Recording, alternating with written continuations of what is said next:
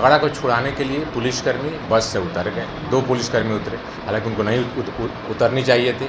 वे उतर गए और उतरने के बाद उनके उतरने का फ़ायदा उठा करके 3 कैदी देखे कि अब उनकी संख्या 5 से 3 हो गई है पुलिसकर्मियों की, और वे 3 कैदी उसमें से निकल के भागने लगे, परंतु नहीं नहीं रोक पाए पुलिसकर्मी।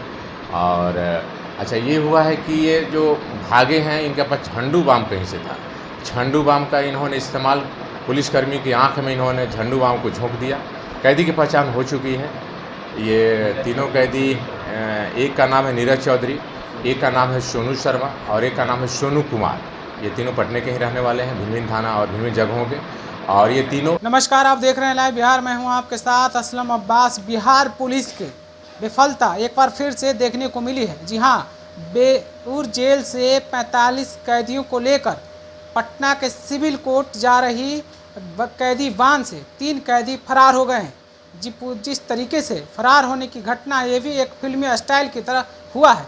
दरअसल पूरा मामला पटना के ऐतिहासिक अशोक राजपथ से जुड़ा हुआ है, जहां बीएन कॉलेज के पास कैदी वान पहुंचती है और वहीं पर किसी बात को लेकर रिक्शा चालक और 2 पहिया वाहन के बीच में कहासुनी हो जाती है।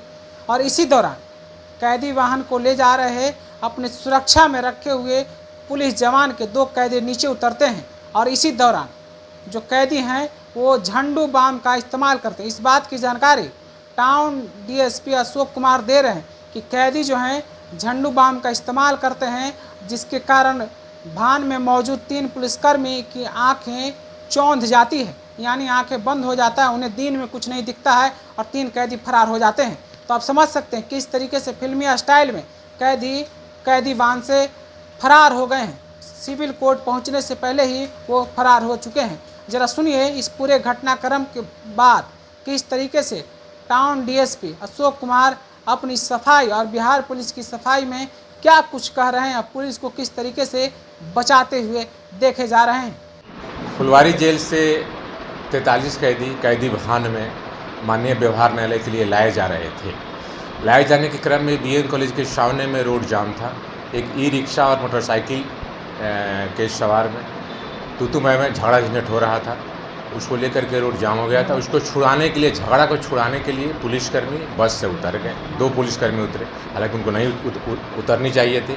वे उतर गए और उतरने के बाद उनके उतरने का फ़ायदा उठा करके 3 कैदी देखे कि अब उनकी संख्या 5 से 3 हो गई है पुलिसकर्मियों की, और वे 3 कैदी उसमें से निकल के भागने लगे। हालांकि पुलिसकर्मियों ने उन्हें रोकने का भरपूर प्रयास किया। एक पुलिसकर्मी का हाथ भी देख रहे हैं कि संभवतः फ्रैक्चर जैसा लग रहा है, परंतु नहीं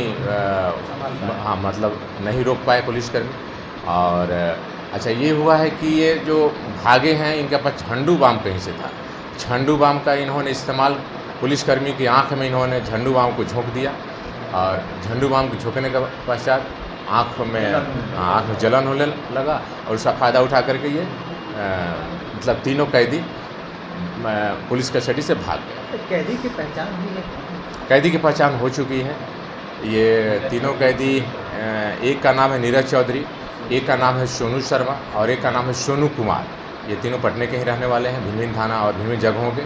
और ये तीनों एनडीपीएस एक्ट और आर्म्स एक्ट, ये इसी तरह के संगीन अपराधों में ये जेल भेजे गए थे, एनडीपीएस एक्ट और शस्त्र अधिनियम के अंतर्गत। किस थाने के बाधित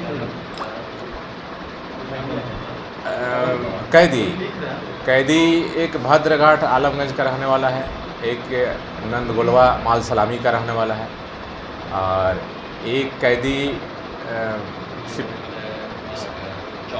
चौक का, एक कैदी चौक का रहने वाला है। छानबीन जारी है? हाँ, छानबीन जारी है और कांड दर्ज कर इस पर अनुसंधान गंभीरता से किया जाएगा, सूक्ष्मता से किया जाएगा और हर बिंदु पर किया जाएगा। पुलिसकर्मी की लापरवाही आती है तो उनके खिलाफ भी सख्त कार्रवाई की जाएगी। भागने वाले कैदी के पास झंडू बाम होने की बात सामने आ रही है, कैसे झंडू बाम मिला है, कैसे? हाँ, झंडू बाम तो मैंने देखा है उसको। अपराधियों के पास झंडू बाम होना ये कहीं ना कहीं संदेह उत्पन्न करता है। बिल्कुल संदेह उत्पन्न करता है कि उनके पास कैसे पहुँच गया, झंडू बाम उनके पास कैसे पहुँच गया।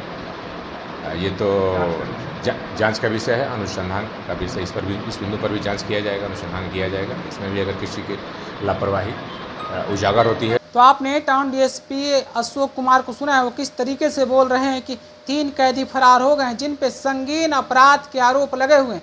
किन्हीं पर आर्म्स एक्ट के तहत मामला चल रहा है, तो किन्हीं के ऊपर हत्या का मामला है, तो किन्हीं के ऊपर दूसरे संगीन मामला चल रहे हैं। हालांकि तीनों जो कैदी फरार हुए उनकी पहचान कर ली गई है, आपने सुना भी है, खुद टाउन डीएसपी ने बताया भी है, जिसमें पहला नाम है भद्रघाट आलमगंज थाना क्षेत्र के रहने वाला आरोपी है, तो दूसरा पटना सिटी चौक का ही रहने वाला है और तीसरा भी मालसलामी थाना क्षेत्र का रहने वाला बताया जा रहा है, जैसा कि टाउन डीएसपी ने बताया है। तो आप समझ सकते हैं किस तरीके से सुशासन की सरकार में बिहार पुलिस निकम्मी हो चुकी है, या कहें कि बिहार पुलिस कुछ भी करने में असफल हो रही है। जब कैदी भान से कैदी पुलिस को चकमा देकर फिल्मी स्टाइल में भाग जा रहे हैं, जो कि आमतौर पर आप सिनेमा में देखते होंगे और सुनते होंगे, लेकिन अब बिहार में, वो भी राजधानी पटना में हकीकत हो रहा है। वो भी कैसा पाउस इलाका कहिए, या कहिए कि राजधानी पटना का सबसे व्यस्तम इलाका अशोक राजपथ, जहां हमेशा पुलिसकर्मियों की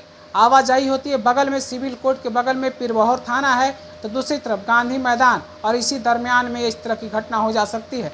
तो आप समझ सकते हैं कि क्या पुलिस की हालत होगी, क्या सुशासन बाबू की हालत होगी, या फिर कहें क्या पुलिस प्रशासन एक्शन ले रही होगी, काम कर रही होगी। इन तमाम बातों को लेकर आपने सुना है, बाइट भी सुना है, क्या कह रहे हैं पुलिस अधिकारी, आपने विजुअल भी देखा है। आप अपनी राय कमेंट करके हमें ज़रूर पहुंचाइए। दूसरे खबर के लिए बने रहें लाइव बिहार के साथ। आपका बहुत बहुत शुक्रिया। लाइव बिहार यूट्यूब पर सब्सक्राइब और फेसबुक पर लाइक ज़रूर करें।